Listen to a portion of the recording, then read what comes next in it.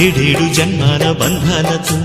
ఈనాడు నీడు పండించనా మరి తయారయ్యే ఉన్న వయ్యారంగా సయ్యత్తు ఒళ్ళోకి వాలంగా చూసుకొచ్చానమ్మా చూడు ఉత్సాహంగా చిన్నారి వన్నెల్ని ఏలంగా ప్రతిక్షణం పరవశం కలగగా